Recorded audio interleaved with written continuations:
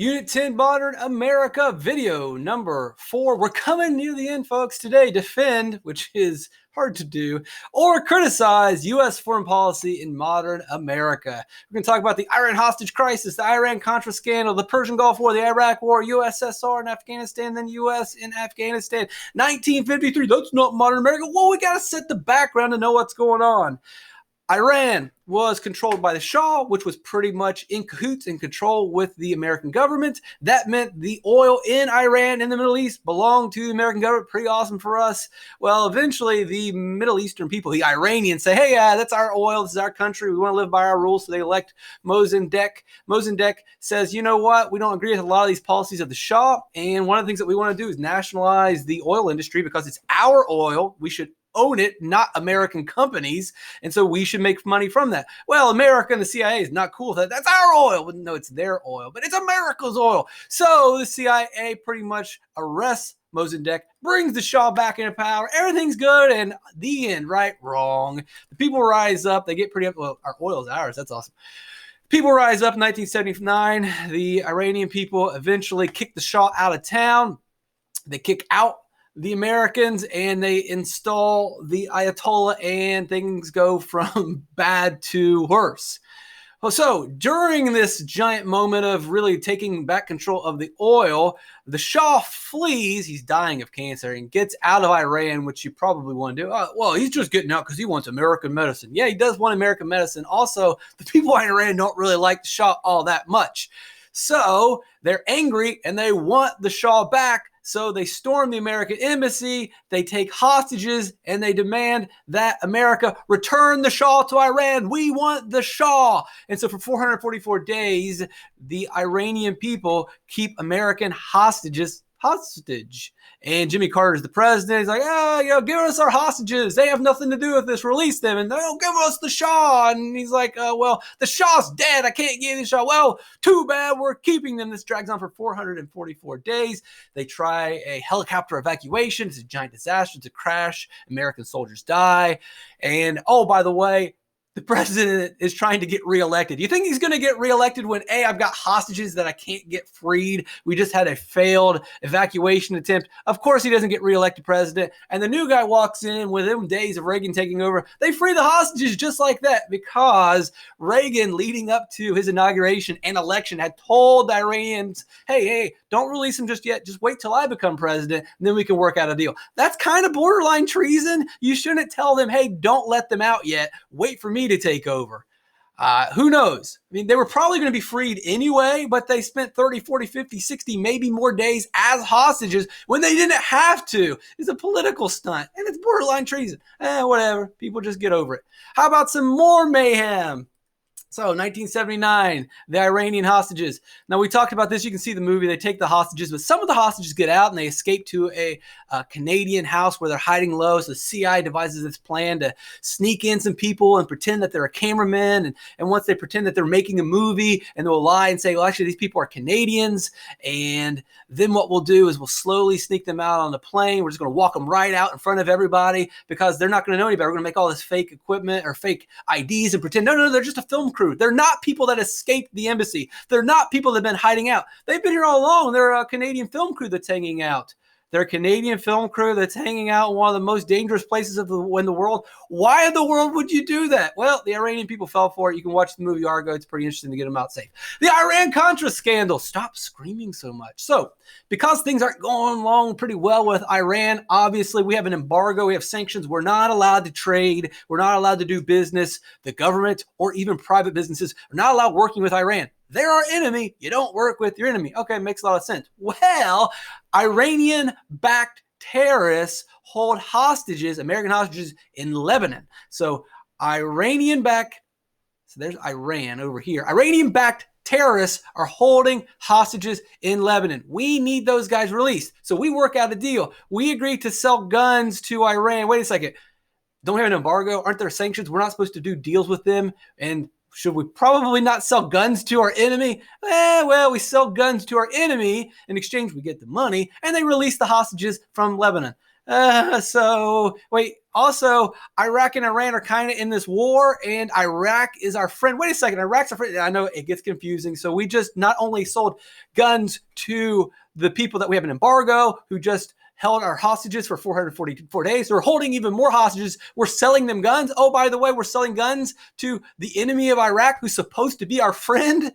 Yeah, probably a bad thing, but it gets worse. We take the money from Iran, where we sold them the guns to free the hostages, and then we look down here at Nicaragua, where there is a government, elected government, but that government tends to be communist, and we're fighting communism, Cold War, bad, bad, bad. So we got to take out this Sandinista government in Nicaragua, but the government's like, no. We don't want to get involved. We've learned our lesson. We've been doing this for 40 years. It backfires every time. We're not going into Nicaragua. We're not going to support the Contras. We're not getting involved in yet another civil war because we hate communism. Don't do it. Oh, and by the way, the Contras are drug dealers. We're not going to support drug dealers just because they're anti-communist. Maybe they're just saying they're anti-communist because they want our support. No, we're not getting involved. Well, the government decides, hey, we got that money from the gun sales to Iran. Let's use that money to support the Contras. Well, eventually this is found out. Oliver North, who was the mastermind, is found guilty. So he got he got community service for all this. And well, the president probably got, oh yeah, nothing happens because he just said, well, I didn't know about it. What do you mean you didn't know about it? You're the president of the United States of America.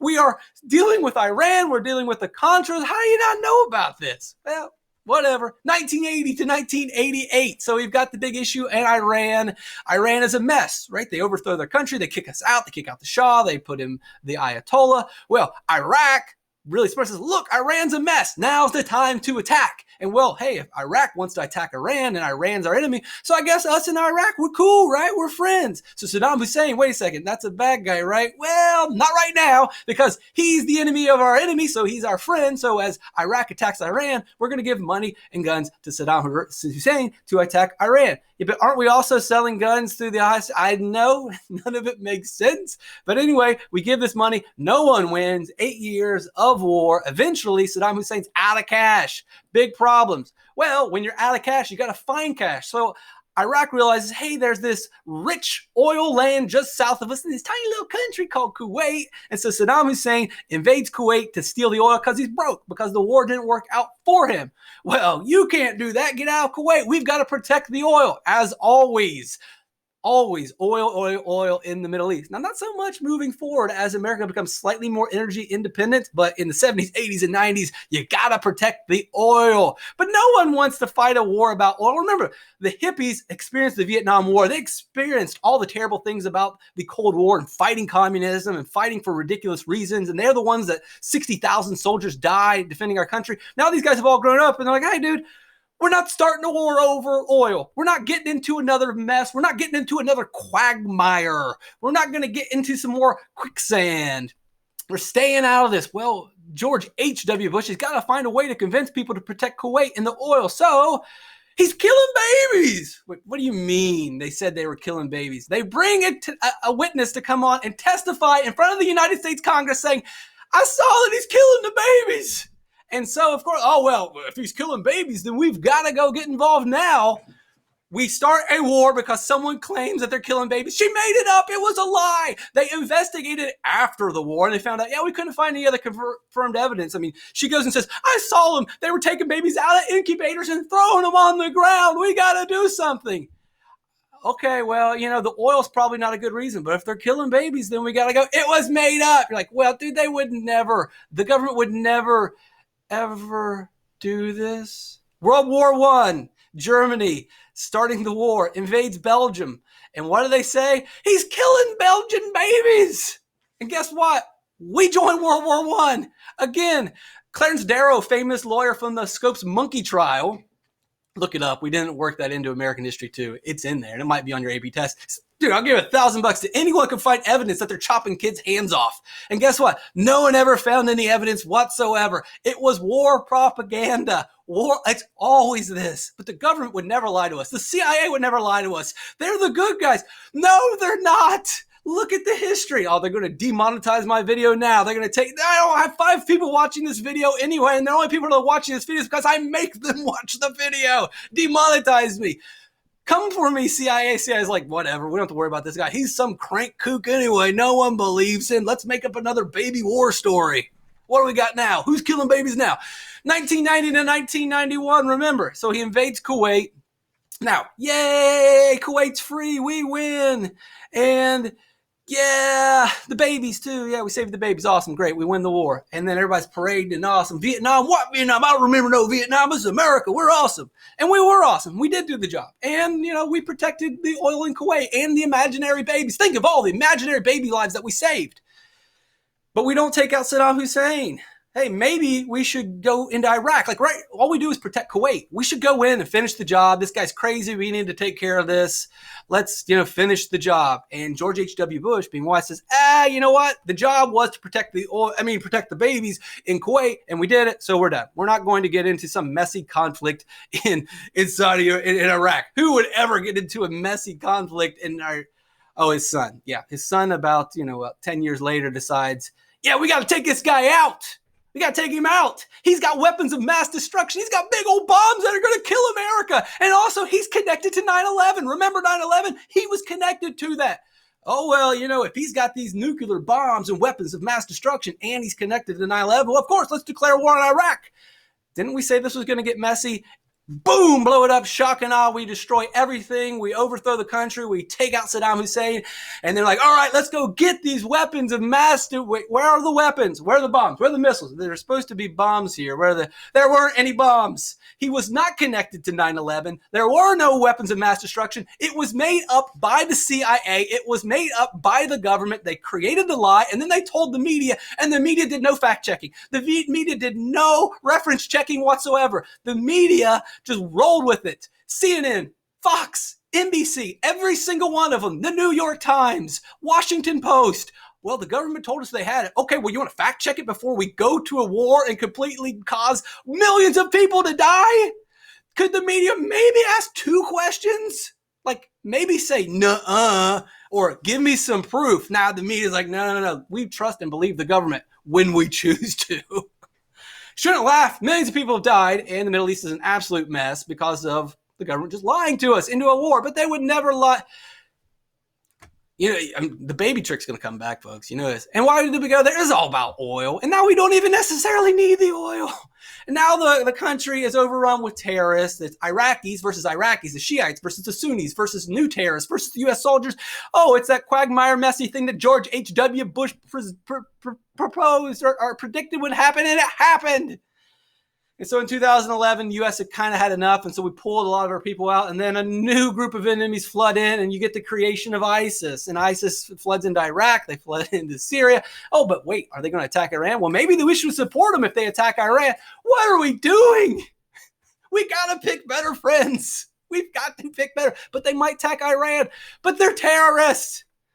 All right, 1979 to 1989, rewinding the clock. It'll make sense in a second. The Soviet Union, this is still during the height of the Cold War, the Soviet Union invades Afghanistan and tries to take over this country. Remember, Cold War, us versus them, proxy wars. So if the Soviet Union invades Afghanistan, the enemy of our enemy is our friend. So we join sides with Afghanistan. We give them a bunch of money and guns, and we train them how to fight. And you know what? They're able to kick out the Soviet Union. That's the story of Afghanistan. They always kick out whoever invades, including us. So yeah. Oh, wait. Why is he on the screen? That's Osama bin Laden. He's the enemy. He's the guy that we trained when he was the enemy of the enemy. He's the guy that we trained and gave the money and the guns. And he kicked out the Soviet Union. And then eventually he's going to come for us. 9/11 was him. We trained him. Our CIA and our government trained him. What are we doing?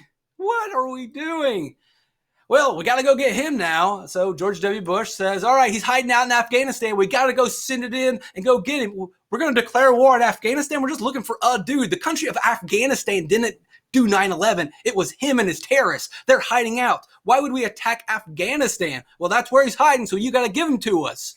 And the Taliban, the government of Afghanistan, says, no, we didn't do this. Maybe we're kind of connected to him. Maybe we're protecting him, but we didn't do 9/11. We don't want you invading our country and starting a war. Shut up. And so we start a war and invade Afghanistan. Wait, didn't that not work out for the Soviet Union? Yeah, and it's not going to work out for us either. But hey, we overthrow the Taliban. Eventually we kill Osama bin Laden, and the end, happy ending, and everything works out. No, terrorism still exists. We still have all those problems. Thousands of soldiers have lost their lives in Afghanistan. It's an absolute mess. It's a disaster. It couldn't have gone any worse. There's terrorists there still today. There's terrorists all throughout the Middle East, and we're still spending a bunch of money. Oh, and by the way, the Taliban's back in power now. And in the end, whenever the story does end completely with Iraq and Afghanistan, which it probably won't, we're eventually just going to leave. And it's going to be exactly the way that it was before, minus the fact that we have spent billions of our money on it, and we've cost untold amounts of grief, millions of lives, American soldiers, Middle Eastern people, Iraqis, Afghanis, people that had nothing to do with any terrorism or any war are dead because we went in there and did all this stuff. But I guess democracy, no, there's no democracy. We didn't spread democracy. And they'll say, well, we were spreading democracy. Yeah, well, it didn't work, did it? So let's take note of that. The next time that we try to kill a country and then make it democratic, maybe we should try to make it democratic before we kill it, or maybe we should just not do it at all.